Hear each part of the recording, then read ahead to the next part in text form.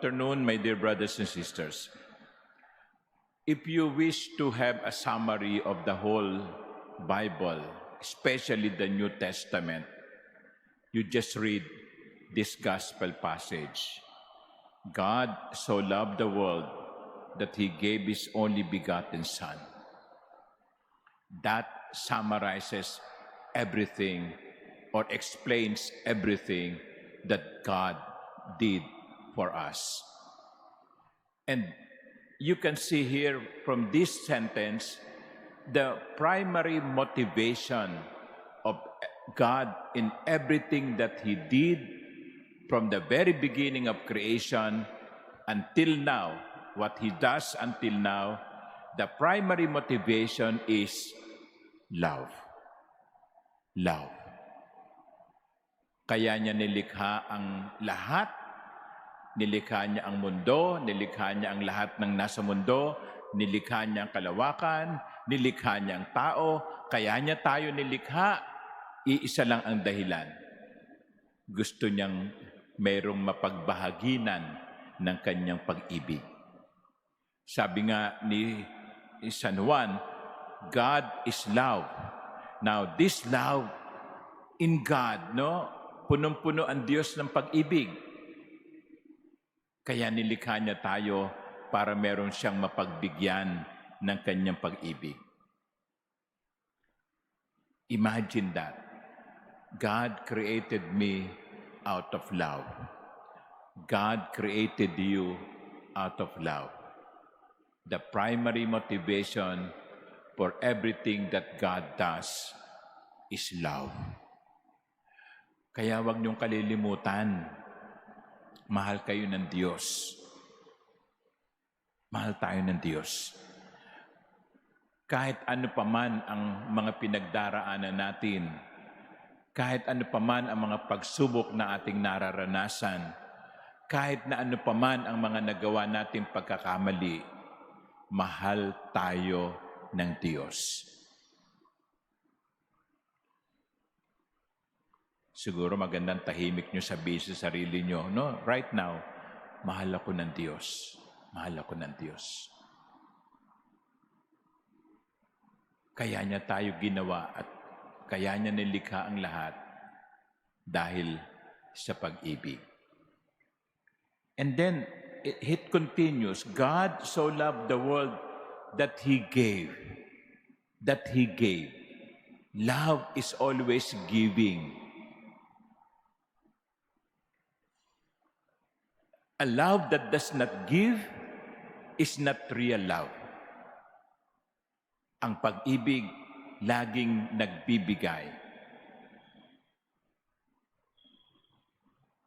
Hindi kayo pwedeng magmahal ng hindi nagbibigay. Pwede kayo magbigay ng walang pagmamahal.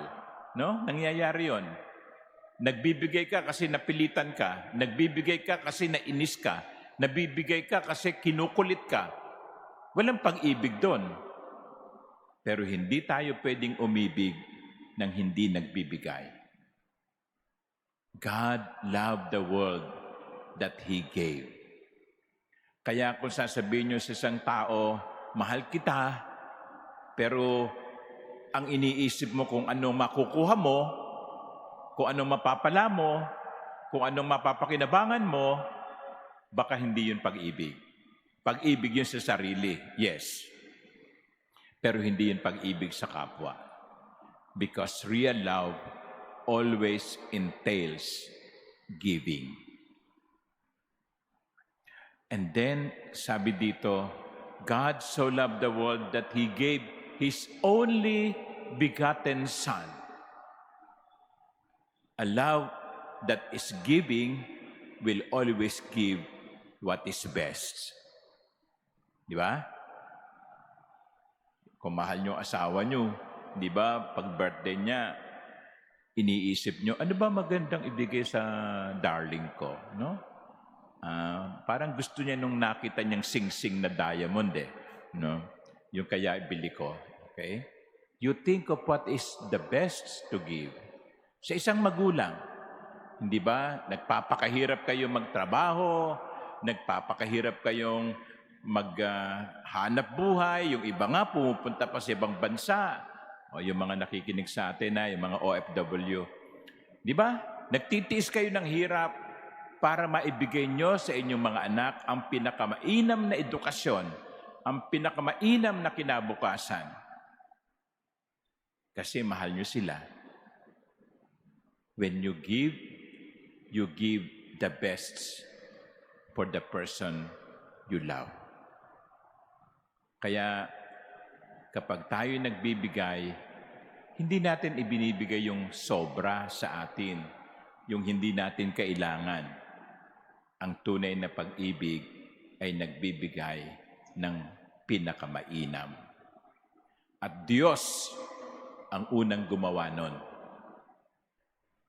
Ang Diyos ang unang nagmahal.